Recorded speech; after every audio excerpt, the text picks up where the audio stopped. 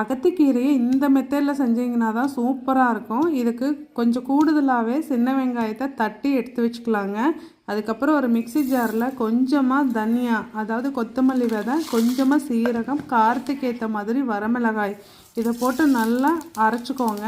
அதுக்கப்புறம் ஒரு கடாயில் கடுகு கடலைப்பருப்பு தாளிச்சிட்டு இந்த அரைச்சி வச்சுருக்கிற அந்த இதை போட்ட உடனேயே வெங்காயத்தை போட்டுருங்க, இல்லைன்னா கருகிரும். அதை கொஞ்சம் எண்ணெயில் கலக்கி வச்சுட்டு நம்ம சுத்தம் பண்ணி வச்சுருக்கிற அகத்திக்கீரையை சேர்த்திக்கலாங்க. நான் அகத்தி பூவு இருந்துச்சு அதையும் சேர்த்திக்கிறேன். இதை போட்டு நல்லா கலக்கிட்டு கொஞ்சம் நேரம் கழித்து தண்ணி விட்டுட்டு அதுக்கப்புறம் கல்லுப்பு சேர்த்துறதுனா இந்த ஸ்டேஜ்லேயே சேர்த்தி நல்லா கலக்கி மூடி வச்சு வேக வச்சுக்கலாங்க. நான் கொஞ்சம் குவான்டிட்டி ரொம்ப ஜாஸ்தியாக இருக்கிறதுனால தேங்காய் பூ போடுறதுக்கு முன்னதாகவே எடுத்து வச்சுக்கிட்டேன் அடுத்த நாளைக்காக. அடுத்தது தேங்காய் பூ போட்டு சர்வ் பண்ணிங்கன்னா சூப்பராக இருக்குது. இது வெறும் சாப்பாட்டுக்கே செம்மையாக இருக்குங்க.